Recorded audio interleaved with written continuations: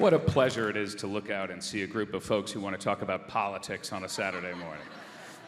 Good morning to all of you. I'm Evan Osnos. I'm a staff writer at The New Yorker, and on behalf of the magazine, I am thrilled to welcome you to the 25th Annual New Yorker Festival, if you can believe it. Thank you for joining us for a special live taping of the podcast, and I have the eternal great pleasure to be here with my co-hosts and colleagues, Jane Mayer and Susan Glasser.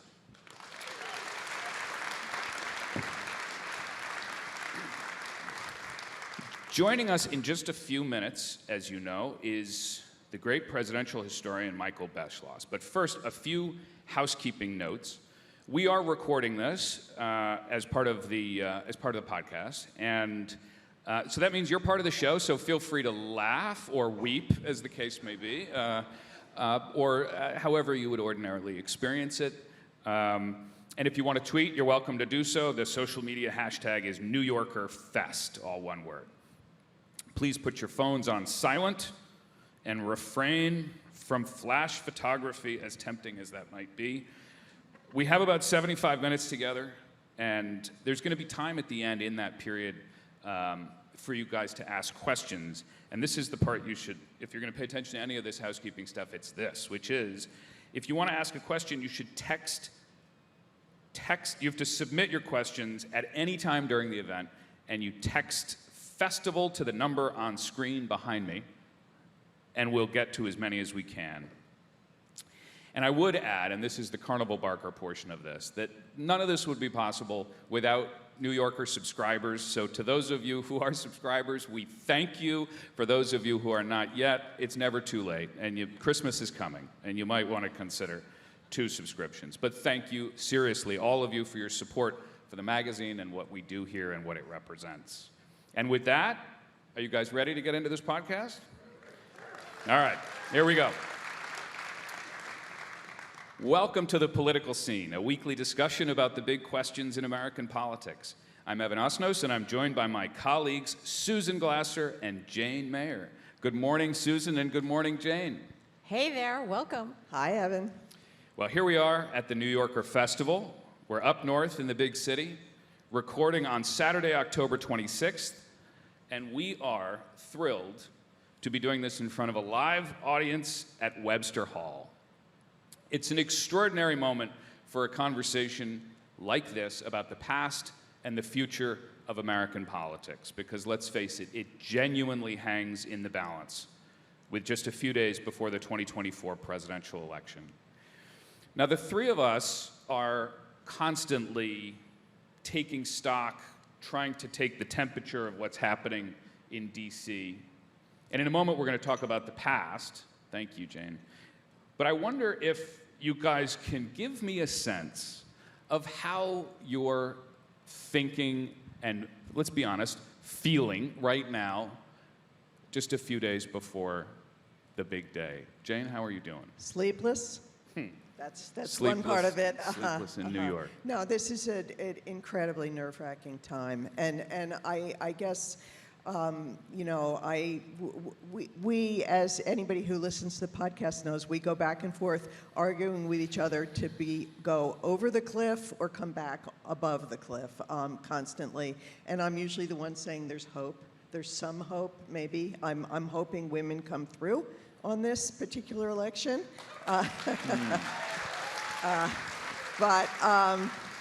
But I think, and the other thing that's worrying me as someone who's written a number of books with the word dark in the title is that win or lose, what does it say about this country? Which is why I'm so happy we have Michael Beschloss here. Yeah. So, Susan? Yeah, I mean, well, first of all, thank you, Evan, and we're really delighted to see everybody here. I have to say, podcasting is one of those super anonymous sports where you sit in a studio with just 3 people and have no idea where it goes. So it's really amazing to see actual people, and we're incredibly grateful for that. Because I think we were talking about this beforehand. This is an incredibly scary time, and the idea of what we all need right now is, to a certain extent, some community, right? What is it that we can do in a moment where we really can't do very much. I mean, I'm a voter in the District of Columbia, It doesn't exactly matter very much, when I show up. And to give you a little bit of a window into our process, what were we talking about backstage? Well, we were talking about our memories of election night on 2016. Too soon, Susan. It's too soon. I'm just saying, you asked, where we're at. That is what we were talking about backstage. Where were you that night? What were you doing? Evan knows the answer. But, I was at Politico's newsroom, and I was the editor of Politico, but we were supposed to be moving to Jerusalem to be foreign correspondents again. And my husband and my son were already there. And I had this moment relatively early on where I said, and I texted Peter, who's here somewhere, in Jerusalem, and I said, number one, Trump is going to win. And number two, they're going to want us to come back. So, yeah, I was a foreign correspondent for 3 weeks after the election, and then for 4 years in my hometown of Washington. Jane, how did you make sense of it? How did you? On election, I hate to admit, this is a really embarrassing admission, but I remember on my way from Washington to New York on election day, I was putting the finishing touches on a New Yorker piece about Trump's loss. So clairvoyance may not be my specialty. Look, I think everybody on that night was trying to make sense of not just what it meant about the future, but what it meant about the past. There is a moment that somebody told me about recently, that when President Obama, in the days afterwards, was absorbing what had happened, absorbing the result, he said to some of his aides, what if we were wrong? What if we were wrong, in effect, about the appetite that this country has or the readiness that it has for a multi-ethnic democracy? And Ben Rhodes, who was one of his aides who heard that from him, said to me recently, part of what's hanging in the balance with this election is that if Kamala Harris wins, then it will be that Donald Trump is, as Ben put it, the strange parenthesis in American history rather than Barack Obama. Evan, I think it's a really amazing point, because I've actually been spending a lot of time thinking not so much about the trauma of election night 2016, but this very interesting question maybe we can talk about with Michael, like, what would you have wanted to tell your October 2016 self? And, history is played in hindsight, in rewind, right? So we know now all the stuff that we didn't know at the time. I'm not sure that foreknowledge would have made it all that better because of what it says about the U.S. I think there are a few things you could have said. I might have called up Jim Comey and said, how about not putting out that... October 28th, 2016. Okay. I know I have interviewed Hillary Clinton since then, and that is one of the things that she absolutely still blames. But of course, it's easier than saying, I also should have gone to Michigan. Right. Right. The moral of the story is, please go to Michigan. Well, we are, in just a minute, we'll bring out Michael, but a question, just in the last few days, guys, we have seen in extraordinary ways that people who have been saying things in private for the last few years, like John Kelly, coming forward and now saying affirmatively, as clearly as possible, Donald Trump is a fascist. Mark Milley says is a fascist to his core. We're contending with a moment that history has never really reckoned with in this country. Do you think that it has any impact ultimately on the result? Evan, I've thought a lot about this. We did the reporting in our book that was in the New Yorker that first reported about Kelly's concerns, hearing Donald Trump say to him in the Oval Office of the United States, you effing generals, meaning America's generals, you should be more like the German generals. What generals? The German generals. Hitler's generals? Hitler's generals.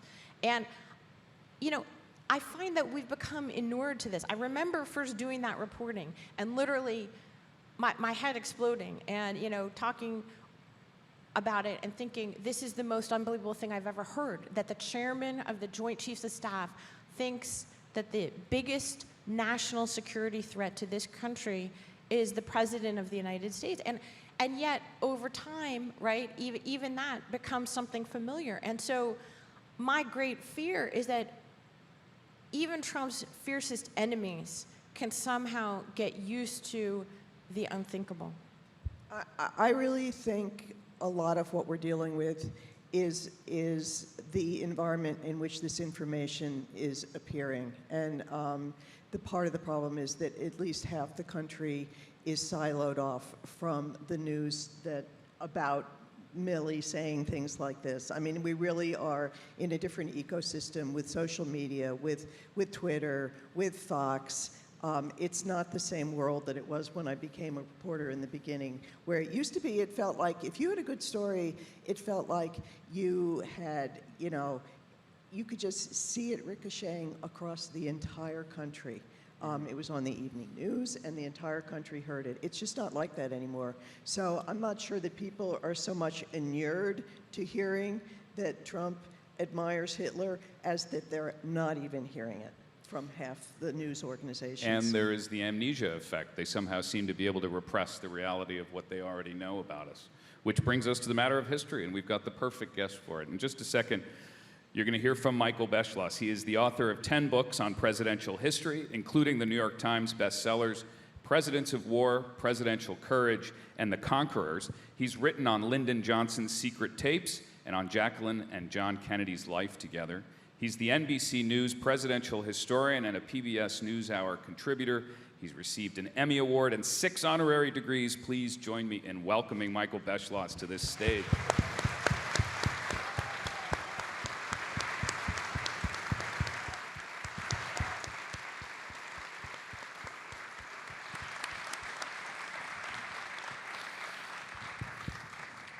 I couldn't hear much of what you were saying, but I think I can probably guess.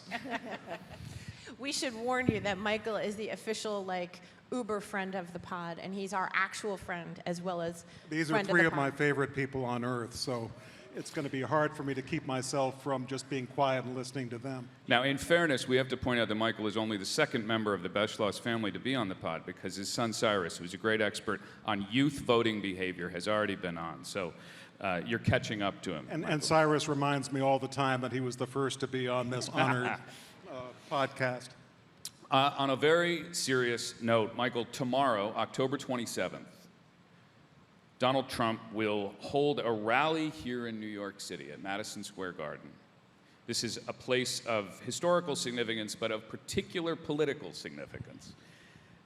Shortly after the announcement, you tweeted out a link to a terrific documentary film. And it's about an event in Madison Square Garden in 1939. And I think we have a clip that we can play now, and then Wonderful. we'll discuss it. Can we bring that clip up now? Filmed by Marshall Curry.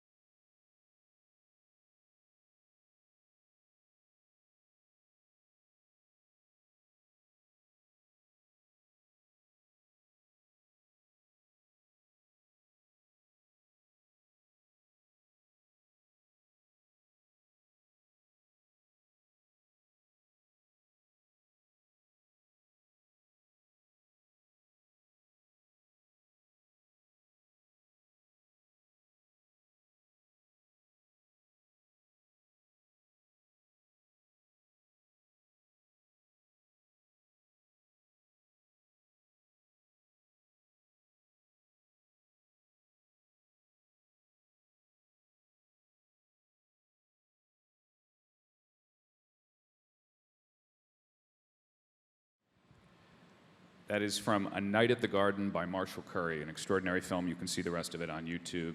Michael, what does it make you think? And Well, first of all, that is, just as you're saying, where Donald Trump is about to speak and have a rally. That one got 22,000 people. It was packed. And I think he has said that he wants to have upwards of 20,000, so we're talking about the same ballpark. Why was this held in February of 1939? It was obviously 2 years before Pearl Harbor, a few months before the beginning of World War II, and the organizers said, we want to have this in Madison Square Garden, in the capital of the domination of Christian America by non-Gentiles. That's why they were having it there. And you saw the language. You heard him say, we want to return America to the time that it was not dominated by people who were not like those who founded America. A briefer way of saying it nowadays would be, just in case someone happens to say, make America great again. There are people around Donald Trump who know this history. I guarantee you this venue was not chosen by accident. He began his campaign last year in Waco, Texas, with specific references to David Koresh and the Branch Davidians, which standoff that ended in death after 50 days. And to them, that was a shrine to the dangers of federal domination of Americans beyond the Mississippi. That's why they had it there. In 1980, as Jane has written about, Ronald Reagan, on the 3rd of August, began his campaign, his fall campaign, where? Neshoba County, Mississippi. Literally only a little bit more than feet away from where Schwerner, Cheney, and Goodman were murdered while trying to bring voting rights to Mississippi in 1964. I don't think that was by accident.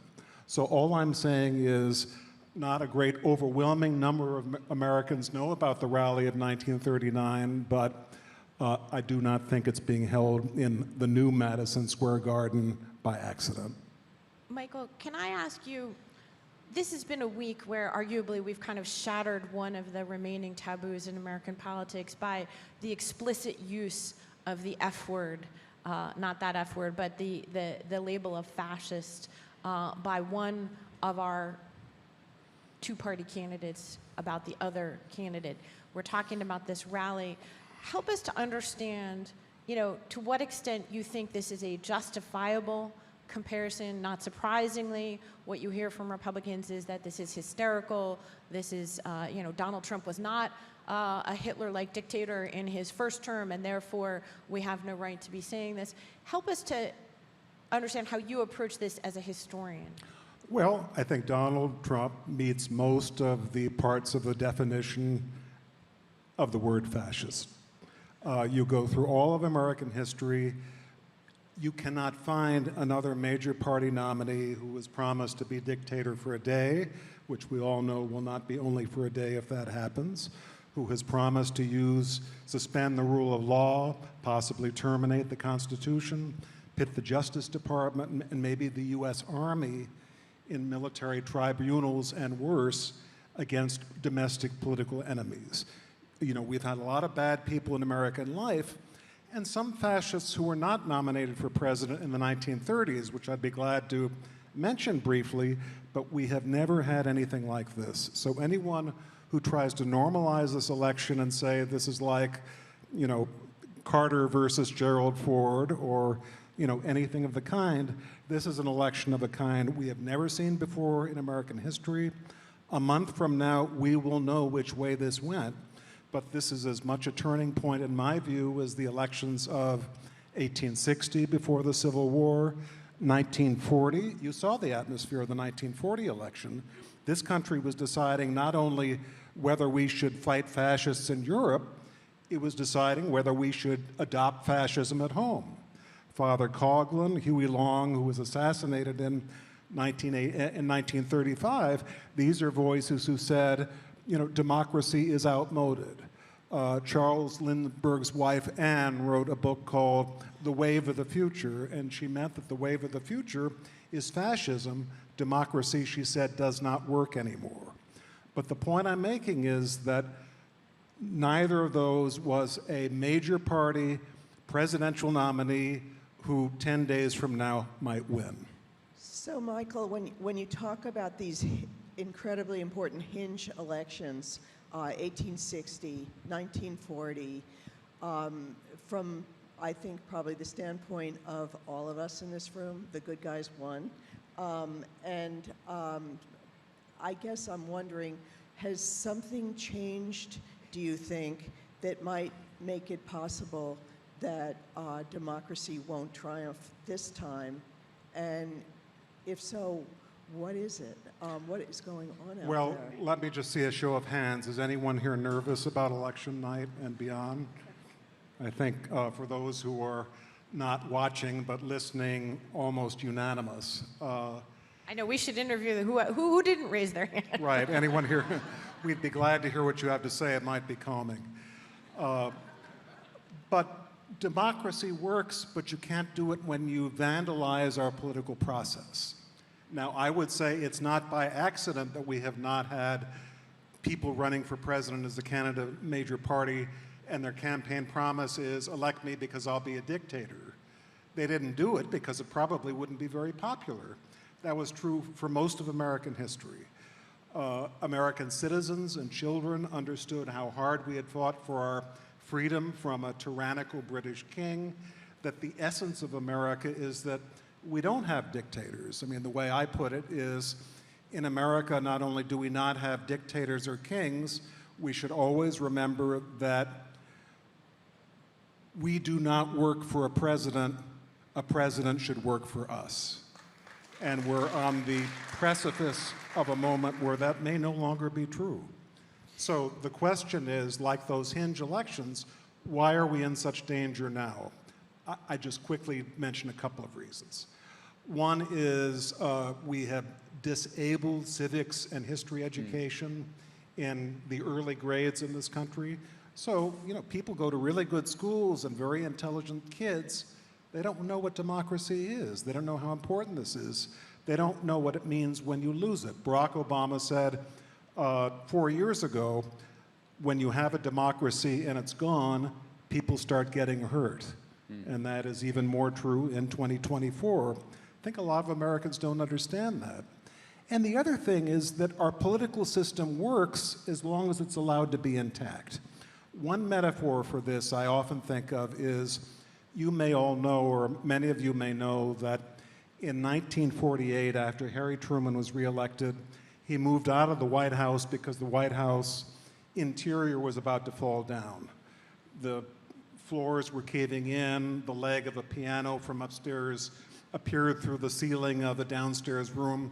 Truman sort of joked, if we don't get out of here and renovate this building, there's going to be some violin concert in the East Room, and I'm going to be in my bathtub above, and I will fall through the floor, and I'll make a surprise appearance by the president. And the reason that happened, you know, the White House as it was built was sound. But over the years, you know, a president would come in, or a president's family, and say, we want to renovate. So they do it quickly because they didn't want the first family to be out of the White House for too long. So they'd quickly saw off some trusses, or, you know, interfere with some supporting beams. And this happened, so that by the time Truman comes in, the whole place is about to cave in. And under his direction, for the next 4 years, the White House was scooped out to the outside four walls. It was gutted. And so if you go into the White House nowadays, it's basically a 1952 building that was built inside the four original walls of the White House. So what I'm saying here is that if the Supreme Court does something called, anyone heard of something called Citizens United?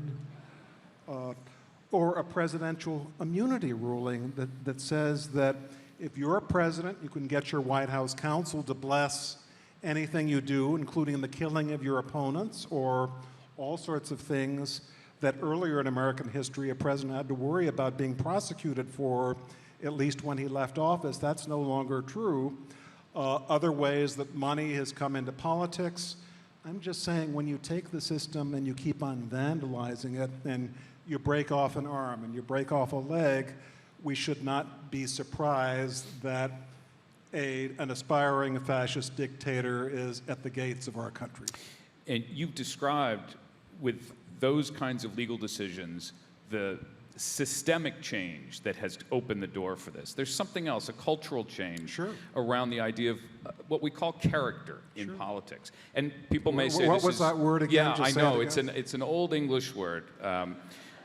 And in some ways, You used to find it in the White House pretty often. well, this is the thing. I mean, you were talking about Truman. I mean, Truman, I remember, got beat up. You've written about the fact that he got beat up for using some colorful language when he said, and forgive me, folks, he said, Nixon is full of manure.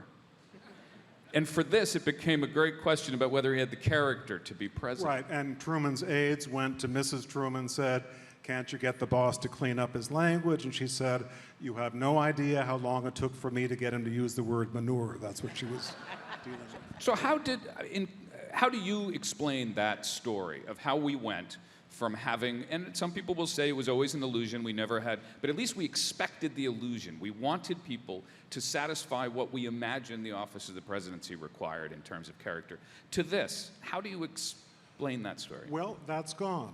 We used to think that many Americans used to think that a large element of one's qualifications to be president were that you tell the truth, you have a character that would be good to hold up for your children, say you should be like the president.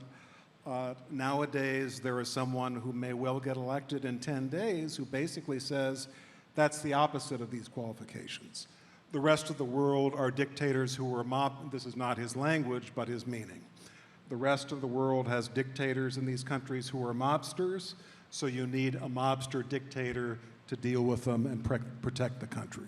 That's something we haven't seen before in 248 years. You know, this is actually my question, is help us to understand the other ways in which you see what's happening with Trump as an outlier to American history versus where you see the continuities. You know, a different way of putting it is we were talking before you came on about, you know, what would we have wanted to know, or maybe nothing, you know, in the fall of 2016. But, you know, what has shocked you in terms of the twists of history here? Or is it just that we've maybe come to the death of American exceptionalism and it turns out that we're as susceptible to a strongman as any other country? Well, whoever would have imagined that a presidential candidate nominee would think it was in his interest to tell everyone, elect me and I'll be a dictator and take your rights away? For most of American history, that would have been a deal breaker. You know, we were talking about the 1930s, and Franklin Roosevelt privately said to Joseph Kennedy, of all people, who was in his administration at the time, he said privately, if a fascist demagogue ever got power in America, there would be more blood running through the streets of New York than there is in Berlin. This is the late 1930s. Roosevelt always thought that there was a potential for fascism in America. Huey Long, before he died in 1935, was saying, elect me president and I will send government money to every citizen, and there will be checks saying, you know, here's your money from Huey Long. That's an idea that made it into the Trump presidency. I don't know if he has any idea who Huey Long was, but someone may have done so, and it was very helpful to Huey Long in getting elected. Every man a king. So FDR in the 30s knew that there was always a danger, especially in the election of 1940, that the Republicans might nominate an aspiring fascist and someone who was promising that he would keep us out of war. There won't be another World War I where, you know, all these hundreds of thousands of Americans, mostly young men, were killed for, you know, arms manufacturers, never achieved the democracy that Woodrow Wilson promised. And so Roosevelt thought that that might be a potent combination and that America in the late 1930s might turn to fascism. It didn't happen because we were lucky enough to have FDR as a leader who understood that and who armed America for the possibility of war, tried to pull us out of the Depression, but at the same time reminded Americans that if there's one thing that should unite us, it is that we don't go for dictatorships. Had Roosevelt not been nominated in 1932, the Democratic nominee might have been John Nance Garner. I don't think John Nance Garner would have had the talent or the interest in doing what Roosevelt did. So in terms of Trump, I mean, to broaden the compass for a moment, I'll make this very brief if I can. We've gone through a horrible time in America in certain respects. 9/11, an election of George W. Bush that many people to this day think was stolen by the Supreme Court. Many people think that. 2 misbegotten wars. Subprime mortgages were handed out in the 1990s like party favors. We all paid the price in 2008, one of the worst economic crises. And this horrible inequality of the last 10, 20 years that just mounts and mounts and mounts and shows very little sign of abating. So if you look at the life of a country, that's a lot for a country to go through. And I think in retrospect, we might have said that all those factory workers in the Midwest, where I come from, who were thrown out of work will never get those jobs again. Others who watch CEOs taking golden parachutes, never paying any price for their mismanagement of corporations. It was bound to turn to a leader who made them angry, and it is the curse of American history that Donald Trump is the leader that they followed in many cases. When you mentioned Citizens United, a case that is dear to my heart, I did not think you would object to that one. I guess I'd love to know a little bit more about how you think that has changed the landscape in American politics and the power of money. How much of what we're looking at has to do with sort of oligarchical Okay, I'll ask you power? a question. Okay. Who today is Donald Trump's chief supporter?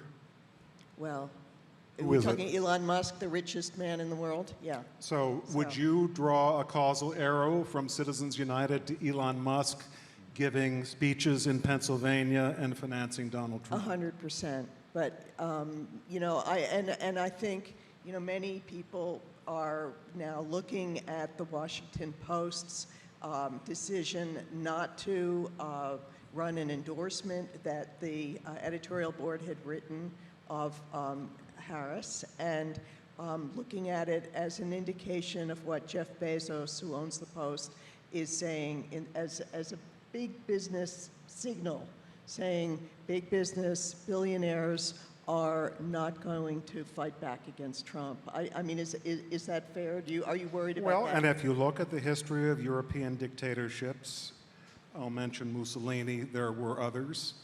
One of the first things that happens is that many elements of the free press cave. That's not just historical, right? I mean, even in recent history, it's they're going after the press as the first order of business, not the last order of business. Well, and you've got a Republican nominee who was the one who revived the Stalinist slogan that American media reporters are the enemies of the people. Do these look like enemies of the people to you? Don't say it. I want to, at this point, remind ourselves there is another candidate in this race. There, it is. We're getting to the joyful part of the podcast. Look, if Kamala Harris wins, she will make history. She will force us to reconsider the history of the last 8 years in a way. We will begin to understand ourselves and the country in a different way. I am not being overly optimistic here, but I want to say for the moment, how do you think about the possibility that if she wins, what does that say about this question that Barack Obama asked all those years ago? Is America ready for a multi-ethnic democracy? Well, people around Barack Obama, I ran into not a high Obama aide, a highly ranking Obama aide. If this person knew what was ahead, that person might have wanted to be high. This is about a week or two before the election. And I said, how do you think this is going? And they said, well, we in the White House follow the president. The president thinks 2 things. Number 1, no country that voted for Barack Obama twice would vote for Donald Trump. Number two, get out the vote will be crucial in swing states. And poignantly, neither of those things did turn out to be true.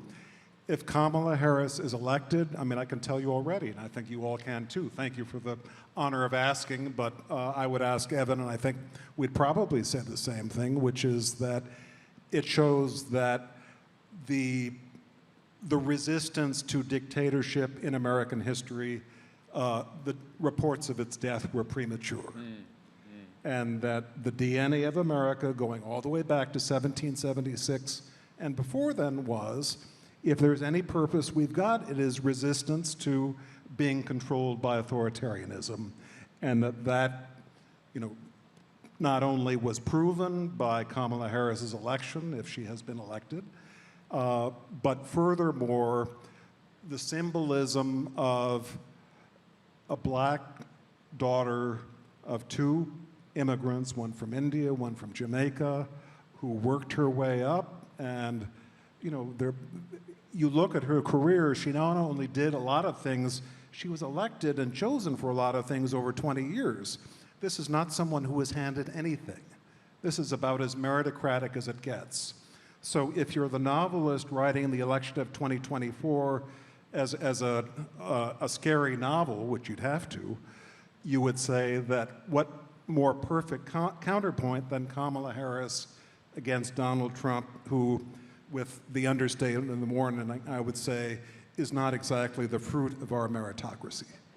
But it's very interesting because Harris, in a way, is sort of, as you said, drawn up by the scriptwriters to be the perfect opposition to Donald Trump, in the sense that she's a woman, she's a daughter of immigrants, she represents the rule of law against this convicted And literally, felon. that's what she spent her career doing, most of it. Exactly, and yet at the same time, we've all noticed this phenomenon where, unlike Hillary Clinton in 2016, she has not leaned into campaigning as a historic candidate, as a woman candidate, as a woman of color.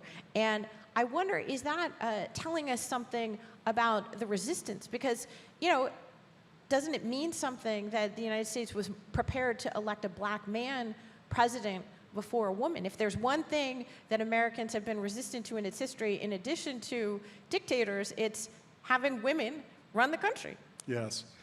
Well, I think one thing that we have to remember, this is basically a 100-day event, this campaign. So she had to introduce herself fast, establish herself in a certain way. She didn't have a few years in which her name was on the tip of every tongue. I mean, for a vice president of the United States, it's amazing how few tongues she was on the tip of. And that's something that has to do with the vice presidency. About the Martin Van Buren problem. This is maybe the only political rule that George H.W. Bush ever wrote that I know of, which is he was fighting the trend of Martin Van Buren, and when he was running as Reagan's vice president in 1988, that there maybe is a reason why incumbent vice presidents have a hard time getting elected. But not only does she have that problem, and vice presidency is a terrible job, you're required to subordinate yourself to the president to prove that you have no designs on the presidency, and virtually every one of them since 1932 has, including Dick Cheney, who we look at it in a revisionist light, I think, during the last few weeks. Jane, did you ever think that would happen in your lifetime? Yeah. I did not, but I have to give kudos to Liz Cheney. Yeah. And by the way, there are other ex-officials elected by Americans who were Republicans, who were very famous, who have not said and done what Liz Cheney and Dick Cheney have done. Are we talking Bush family? Had no particular name in mind. Feel free. No, I mean, absolutely. Let's name names. Well, do you think that George W. Bush is out there as Dick and Liz Cheney in standing up to the threats to democracy? Absolutely I think it'd be hard not. to make that argument. I wish he had. It is a measure of how challenging Kamala Harris's task is before her that a political analyst said to me recently, she has to build a coalition that goes from Chomsky to Cheney, which really captures just how difficult this is. You know, as we think about how our politics got to this point, and that contains a lot. I'm talking about polarization, the level of division. Susan asked an interesting question the other night, which if I can borrow it again, what you asked, Susan, was, Michael, if you were thinking about telling the story of the road to now, are there moments in our politics, structural changes, things that happened, events the 2 or 3 moments that actually explain to that Martian visiting from outer space how it is that we got here from where we were 100 years ago? Well, one is, sadly, George McGovern, whom I got to know and admired very much and liked a lot when I was a kid in 1972 and still admire. He was the head of something called, a few here might remember this, the McGovern Commission on how to choose a president in the nominating process of the Democratic Party. There was an atrocity in 1968, which was that Lyndon Johnson chose, handpicked basically 2/3 of the delegates to the Democratic Convention. So I love Robert Kennedy Sr., the real Robert Kennedy, not the current version. The first is tragedy, the second is farce. But Robert Kennedy would have had a very hard time getting nominated in 1968, even had he lived, because the delegates were chosen by Lyndon Johnson in dark rooms.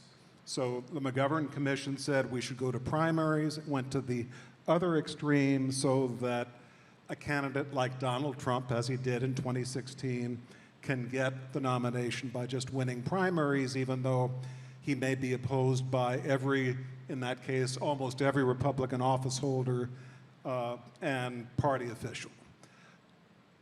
Bad thing because it meant that the voice of the people was not as decisive as it always should be. Good thing, under the old system, there's no way that Donald Trump would have ever been nominated by the Republican Party, because those people would have said, we may agree with him on certain issues, but this is someone who's obviously unfit and should never be in the White House. After 1972, that screen was gone, and we're seeing the result. So, Michael, I want to ask you something a little bit different, because I am accused, and often, sometimes correctly, by my colleagues of being the voice of doom and gloom here. So, not by me, but I know Michael and I are fellow livers on the dark side. But I want to ask a question about let's say that Trump does win. What does history tell us about the role and shape and form that resistance, both collective and individual, should take? And I've been thinking about this because we started with this amazing clip of the Madison Square Garden rally. And near and dear to my heart is the example of an actual columnist, Dorothy Thompson, at the time, the most famous woman in America, aside from Eleanor Roosevelt. And she shows up at that rally in 1939 and surrounded by, a really pretty violent crowd of actual Nazis, American Nazis. And she's in an evening dress because she's going to an event to give a speech, but she decided she had to go to this Nazi rally at Madison Square Garden. And one woman's protest, right, she shouts down the Nazi leader. She is in the press box and she shouts, "Bunk, bunk." And they literally drag her out of Madison Square Garden. I'm not sure it was the most effective protest, but she had stared down Hitler a few years earlier and American Nazis. And I'm just wondering, what can you tell us as a group, if Trump does get elected, where does resistance go, both individually and collectively? Okay, here's the problem, and I'll try to end this with a happy ending, but it's not going to be too happy, most of my answer. What are the shields that we Americans have against a dictator? The Supreme Court. How's that going? Judges. Who was named? Aileen Cannon. A lot of people like this were named as judges during the Trump presidency, and if he's elected once again, Aileen Cannon will probably be someone we yearn for compared to some of the judges that we will see nominated, and possibly with the acquiescence of a possible Republican Senate. So not going to get much help there. How about impeachment? The founders thought that impeachment would be a great deterrent to presidents behaving badly. So in recent years, how well has impeachment deterred, for instance, Donald Trump from doing certain things that at least the House felt were serious enough to indict him for. How's that been working? A free media, you were talking earlier about your worry about a free press no longer being as free as it should be. Do we have courageous owners of newspapers and media organizations who will stand up to power without fear or favor? I'm going to leave that as an open question. So all I'm saying is, if the system were working the way it's supposed to, with a Supreme Court that we could rely on, who we knew was on our side, who was not going to make rulings about presidential immunity, which I think should be considered an oxymoron, but Supreme Court does not agree with me. And if impeachment were a remedy with teeth, impeachment in recent years has proven to be sterile. No president is going to be afraid of being impeached and convicted. It's never happened. Before we all get suicidal, I just want to say, here we are at the New Yorker Festival, where our editor wrote a fabulous endorsement of Harris and for sure. put it out yesterday in the face of the David Washington Remnick is Post. here. There are Thank you, David. there absolutely are parts of the free press that are very courageous, including ours, I'm glad to say. And I actually was struck, you might think this is naive, but during the first and hopefully only Trump administration, that civil society in America is not what Italy was to Mussolini and is not what Russia is to Putin. We have a history. We have a number of nonprofit NGOs that fought back. We had incredible rallies. I mean, I think people were very tired by the end of those 4 years, and I worry about how exhausted people are. But there is a pretty strong civil society, and there's also, as Susan and I were just, this is what we talk about in the green room. We were talking about federalism, and the states. I mean, the states in this country have individual governments, and we've seen. You look at the map. They're blue states, they're red states. To a sort of startling amount, they seem to conform to some of the lines that we remember of the Civil War. But anyway, I wonder if we don't have a different culture with a strong civil society. That's the happy ending I was talking about. Okay, got us there. Look how state legislation... By the way, the Civil War is not the happy ending here.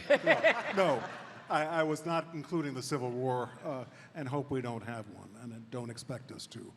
But look how citizens in various states are standing up to the Supreme Court and the failure of Congress to do what it should have a long time ago in codifying Roe v. Wade, standing up on reproductive freedom with things like referenda, and why not? If there's anything to clap for, I think that's, extremely worthy of clapping for. And yes, the rule of law is in danger, but is not as in danger now as it might be at a later date if you have 4 more years of Donald Trump appointments. All I'm saying is that if a Donald Trump presidency happens, and if he does follow through with his threats of dictatorship, sending the U.S. Army to put down uprisings, quote unquote, in blue cities around the country, these are things that he's promised. We still do have, fortunately, a system where the rule of law, public protest, the lack of federal domination of every state capital in the country could be used to make sure that some of these things still live. We're going to go to questions in just a moment, but before we do, I want to pick up on something you were just talking about. Jane mentioned civil society. You were talking about the ways, Michael, that there are these avenues to exert influence on the system. And I can tell you, I think one of the things that is hanging in the air is this feeling, and we started this conversation with it, with the sense of what can I do? What would we do? What could we do in a moment? Whether or not Donald Trump wins on November 5th, we are going to be contending with the underlying forces that created him as a symptom of distress for years to come. And I think a lot of people wonder, what is actually worth supporting, investing in, time, whatever it is. And you mentioned earlier something, you mentioned the decline of civics education, and that is something that I think people snickered at 5 or 10 years ago. They said, really, is that so significant? And now there's a greater recognition that actually that is a meaningful piece of the process. How do you think about what a person can do? Well, I think I would first say, to be absolutely candid, we're speaking 10 days before this hinge election in American history. Many people are right to feel the house is burning down, and let's make sure first that the house does not burn down. So New York City is very close to Pennsylvania. I'm not allowed to endorse candidates or recommend anyone's political action, but I would not be shocked if someone who's worried about dictatorship would feel moved to go to Pennsylvania in the next 10 days and do what you can. That's what our system is supposed to be. But over the long run, here's I mean, you know where this is coming from, so discount this because it's coming from me. We screwed up, we Americans, founders, our ancestors, when the presidency was allowed to have so much power. It's one of the fatal compromises we made. Another was on slavery, giving so much power to states, rural places, inordinate power that was likely to be a repressive and conservative constraint on everything that happened in future history, and it has really begun to speed up in recent years. But there was never a safety latch on the presidency. A president can make war and get almost dictatorial powers. That's always been a worry. The Constitution says you have to go to Congress to get a declaration of war if you want to go to war. How many times has a president gone to Congress for a war declaration since 1942? The answer, 0. So all I'm saying is you have a presidency that basically depends on the lucky chance that we happen to elect someone president who does not have dictatorial tendencies. Our luck is running out fast, and we've got to, if we make it through this election without a dictatorship, we've got to look at ways to put constraints on a president.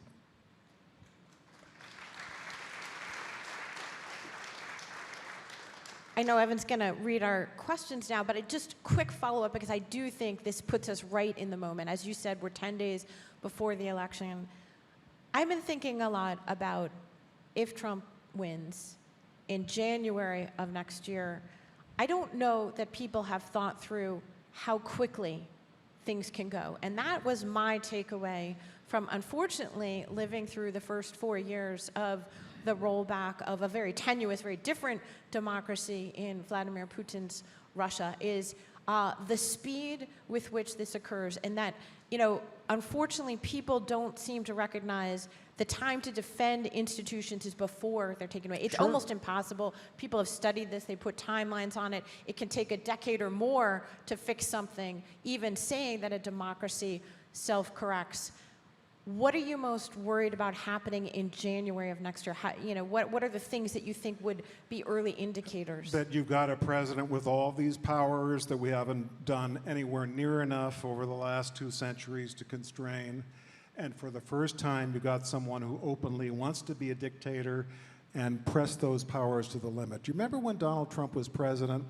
He would say boastfully, I've got powers of the presidency under the Constitution that are so vast and so strong that I don't even dare talk about them. I've got the article too, right? It says I can do anything I want. Yes, I can do anything I want, and he really believes that.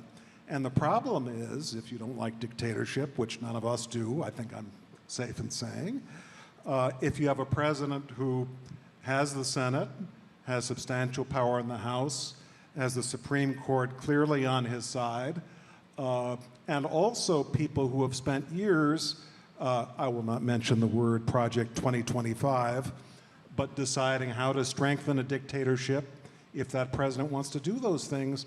This is not 2017 where, as Lyndon Johnson would say, Donald Trump was trying to, this is a presidential quote, so forgive the vulgarity, was trying to find his ash with both hands. And so that protected us to some extent because he did not know which levers to use. He now has got people who have been spending years deciding how to undermine the Constitution, how to exploit the weaknesses in the Constitution, and how to make a dictatorial-minded president as strong as possible with as few constraints as they can possibly manage. If the opposite happens and Harris wins, the other thing we were talking about in the green room is we may have a first gentleman for the first time who We can would. quote Borat, correct? Can you tell us what it is he says? Is it meet my wife? Yes, he apparently, I've not seen this or heard it, but maybe some of you have. He goes to smaller groups, I think during the campaign, more than one, and says, I would like to talk about my wife, as Borat, which is something Mamie Eisenhower did not do about her husband, so we're going to be living in a new world. But needless to say, all sorts of draconian differences between the election of Trump and the election of Harris, and it's nice to meditate on what it would be like with the Harris Emhoffs in the White House. Folks, you've sent in terrific questions, and I want to make sure we get to as many as we can. So let's plunge in. One of the first questions, and Susan and Jane, you guys will have thoughts on this too, perhaps. But Michael, the United States has recovered from periods of extreme polarization before, but this period feels unprecedented. From your perspective as a historian, can we recover from this polarization, and if so, how? We have before now, and the founders, they gave us a constitution and a system that had two things in it. Number one, let's have as many fights as possible over policy. This ain't England, folks. You know, there's not a king secretly making policies and, you know, making proclamations. We want Congress to be full of conflict. We want people to fight about the policies, you know, all over the country, because that's the way you get the best laws and the best programs. But the other half of the statement is, at the end of the day, once those policies are decided, we've got to unify, we've got to negotiate with one another, and we've got this lovely element of our system which is intended to unite the country, and that is a president of the United States who is chief of state. In almost every case going back to 1789, presidents have taken their unifying chief of state role very seriously. You know, absolutely have divisive programs, but also it's my job as president to try to keep the country as united as possible. Another thing that we saw during the Trump presidency, which is a first, and I think it will be done with a vengeance if he is reelected, is a president who has contempt for the idea that a president should come and unify the country and be someone that our children should want to be like.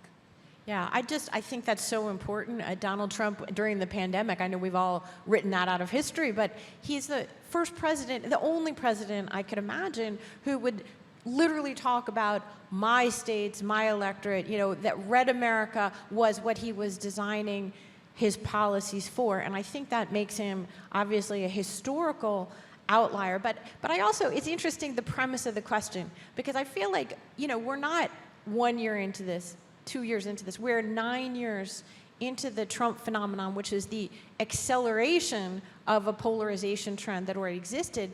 And I feel like, I do this too, we're at the point at which we've got to stop asking, okay, when is it going to snap back to normal? That in some ways, that's the fallacy that we're all kind of still buying into, is this idea that, like, we remember what America's supposed to be like, and, you know, when will Trump will just go away, or, you know, the polarization will just go away. You talked about reproductive rights, and that's obviously an important reason, and if Harris wins, that's going to be one of the big reasons why. But the long-term trend here with our federalization is that we're getting different rights depending on where you live in this country. And that's going to, in my view, unfortunately, accelerate the polarization. If having access to reproductive freedom or making decisions about my own health care is a fundamental human right, as I know that many of you in this audience believe, then why would it depend on whether I live in Austin or Los Angeles? And from my perspective, the question we might be asking over the next few years is not when will this polarization end, but how far will it go? You know, there are, when we are beset by moments like this, when it feels as if it seems irredeemable, I do take some solace in the idea. It was Frederick Douglass who said that progress is noisy, progress is loud, progress is rancorous. He said to want progress without conflict is to want the rain without the lightning and the thunder. And on some level, there is a conspiracy of silence at times when people are not fighting as actively for passionate things that they believe in. And I think that is by no means to defend what is the indefensible. But I think we're living in a period when America is, and I say this having lived in countries in which you don't have the ability to talk out loud about what it is that you want and the country you want to shape and the leaders you want to have. And we are in the throes of that, as agonizing as it can be. I mean, I think in many ways, if you step back, we're in a backlash that has never really ended after having elected the first black president, Barack Obama. And a lot of this can be seen in that context. And that as the population of this country moves further and further towards a non-white majority, what we're going through is a reaction, a backlash by the white population that feels it's threatened and losing power. So I think you have to look at it partly in that context, and eventually they will lose power. Is that the Rhodesia explanation? Is that an optimistic explanation. answer, Jane? Is that an optimistic answer? I don't know that it's optimistic, but I think that you know, I guess I was struck by it when I went to the African American History Museum in Washington, which is fabulous. If you guys have not gone, please go and take a look at it. And you realize as you spiral up from the bottom where the slave trade is described, you just see it's action, reaction, action, reaction, throughout American history. Every time there was progress made, there was an incredible backlash. And I have to say, I see that partly. I don't know if you do. I am not the historian. And no, I agree with you totally. And I get back to, if the system is working, you know, our job as citizens, the highest form of patriotism is denouncing your government, denouncing what a president does. And just think about the possibility that if we have a dictator in the White House who is trying to neutralize his political opponents, we're going to be living in a different country. Got 10 days. To that point, actually, this is a relevant question from a listener, an attendee today, who writes, I'm a moderate Republican who lost a primary for Congress earlier this year. I'm concerned that if Trump wins again, my party will not come back from its current trajectory. Can you talk about instances when a new party has been established and how such a party might be able to gain traction in the current era when money plays such an outsized role in politics? Well, theoretically, a third party should be able to do very well. In 1992, Ross Perot managed to get 19% of the vote without a huge effort. In 1968, at his peak, George Wallace was getting 25% of the vote in early October of 1968. He declined the moment he chose the bomb-loving Curtis LeMay as his vice president, and he finally got 13% at the end. But especially nowadays, with a lot of money available and people can get known very fast, it's amazing that there is not a third party. So it should be much easier than it was at the time the Republicans began in 1856. I would say to our moderate Republican friend, one thing you need is Republicans with spine. What is Nikki Haley doing these days? Is she saying the same thing she said during the primaries, which was that Donald Trump brought chaos and should not be elected president again? You know, part of the story of the glory of America is you have strong people who were willing to put, in some cases, their lives on the line. The abolitionists in the early 19th century, some of them lost their lives. Americans who wanted to fight fascism in the 20th century, it's not going to happen if you have timid politicians who are just waiting around for the Republicans to moderate their party and not do anything to bring it about. There's a question here which I think is probably lurking in the minds of many of us, which is how do we break through to the almost half of the country that isn't hearing or doesn't believe in the possibility of an American dictatorship? People who either discount it or are in some ways perhaps seduced by the idea. How do you reach those people? Well, one thing I say lucky, I'm saying this in big quotation marks, but between about 1940 and maybe 10 years ago, most Americans did not need to go to read a history book to understand what fascism and dictatorship were. They knew that Hitler was a bad guy and dangerous, that you should elect people who were unlike Hitler and Mussolini. There were still Americans living who had fought on D-Day, and there still are a few, but had fought in World War II. You know, the idea of electing a fascist in 1952, for instance, only 7 years after World War ended, you know, Americans did not need to be educated about dictatorship and fascism. They do nowadays, and especially with some media organizations, won't mention any names, don't have anyone particularly in mind, but who try now to normalize fascism and to normalize dictatorship in order to make it easier for one person to get elected. That's something we've never had that kind of influence in American society for all two and a half centuries of our existence. I'll go ahead and name the names. Watch the clip from just 2 days ago on Fox News' morning show, in which there was literally, I never thought I would see this, even on propaganda television in America. One of the anchors said, you know, he thought that a little dictatorship among friends was not so bad. Yeah, and specifically said, well, you know, I mean, Germans, maybe Trump was confused, but, you know, it's okay. I mean, you know, I could understand why. Because our generals were so mean to Donald Trump. I could understand why he might be wanting terrible. Nazi generals. Yeah, and, you know, forgive me for saying this given what my profession is, but little history does sometimes help. And if you know what happened to Germany after January of 1933, you might be a little bit more cautious about opening the door to an aspiring dictator in 2024. Somebody writes in with a different perspective from what you were just describing, saying, is it all gloom and doom? We survived the first Trump presidency and other dark times in American history, and yet we are still here. Fair point. I would say we survived the first Trump presidency in the way that I think our questioner means, because at the beginning of that presidency, he did not know what he was doing. There were people like General Kelly and others who were, even Mark Esper at the very end, at the Defense Department, that was restraining him from doing certain things that he otherwise wouldn't have done. You know, at this point, as I've mentioned earlier, the guardrails are mainly gone. The protections against presidential malfeasance in our system have been largely removed, especially by presidential immunity.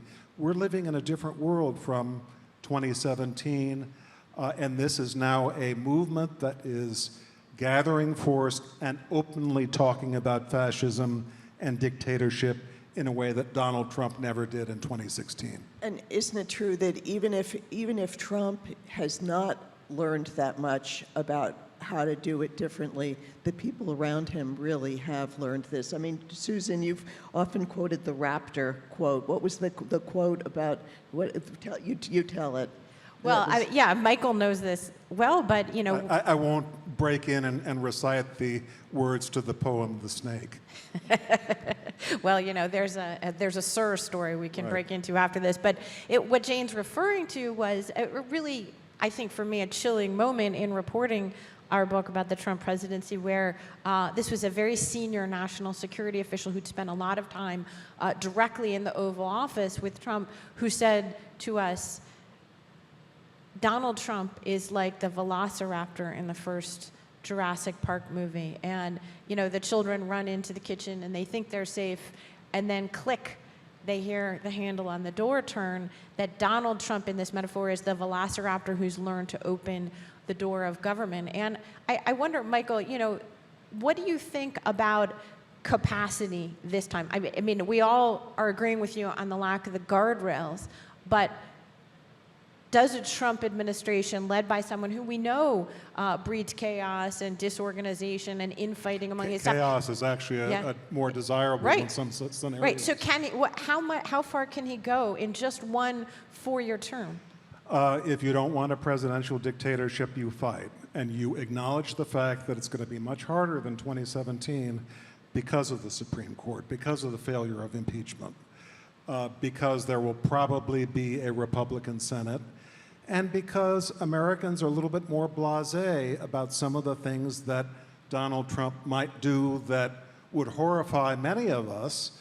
These are thinkable to a lot more Americans in 2024 than they would have been in 2016. So all I'm saying is anyone who is unsettled by this and who is worried about the future of our friends and our children and our society, fight, criticize, but know that it's not going to be easy.